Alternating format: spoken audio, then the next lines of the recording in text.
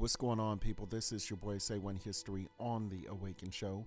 And while everyone is speaking in regards to the loud booms heard all over the world, I wanted to actually touch on the subject that I feel is losing a little bit of momentum. And that is these cloaked objects that we're actually seeing in the sky, these vapor trails, luminous objects here that we can actually see with the naked eye when the right circumstances come into play. Now, it seems like these things are becoming visible when temperature fluctuation comes into play, cloud cover is actually at just the right setting, or the sun is reflecting off of these vehicles perfectly. People are catching these things on film with night vision and thermal imaging. There's been no disclosure from any government or military official claiming that this is prototype technology, but we can't take that off the table. What we can say is people are seeing this all over the world, and it doesn't appear to be any end to it.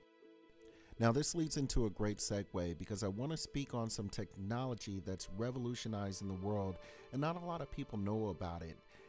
This technology could potentially be being used in the unidentified objects that we're seeing in the sky. So I want to go ahead and play this for you guys here and just tell me what you think. Scientists have developed a cloaking device that will hide an object in motion.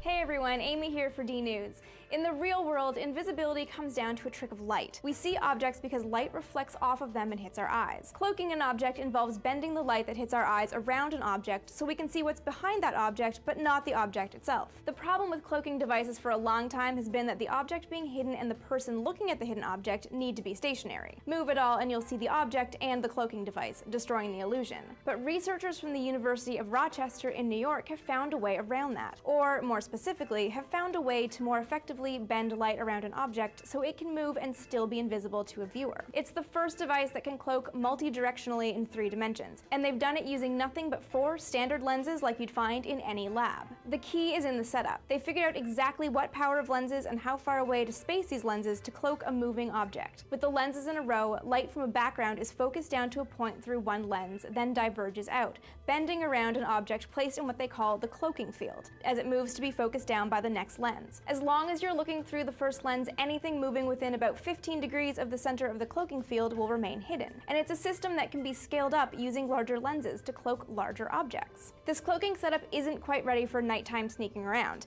The scientists from Rochester anticipate more scientific uses for their setup, like a surgeon being able to operate on a tiny area without having his view obstructed by his hands. So what do you guys think? Are these multi-lens setups the invisibility cloak of the future? Let us know in the comments below.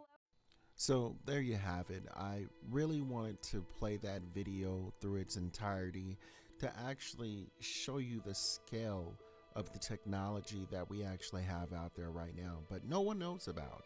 And I find that very interesting, and I find even more interesting the fact that this technology could potentially already be in play. This could be the technology that everyone is seeing out there across the world, and none of our governments and none of our military is speaking in reference to it here. Another topic I wanted to actually get on today and speak really heavily about is these domes that people are actually seeing on the moon, all around the moon here. And I want to give you some critical images of what these people are seeing with these high-powered telescopes here. But not only show you what they're seeing, but also potentially show you the technology behind it. So this is some more new technology that's out there that no one's known about, and it's being used widely now within our government and within our military. So go ahead and take a look at this.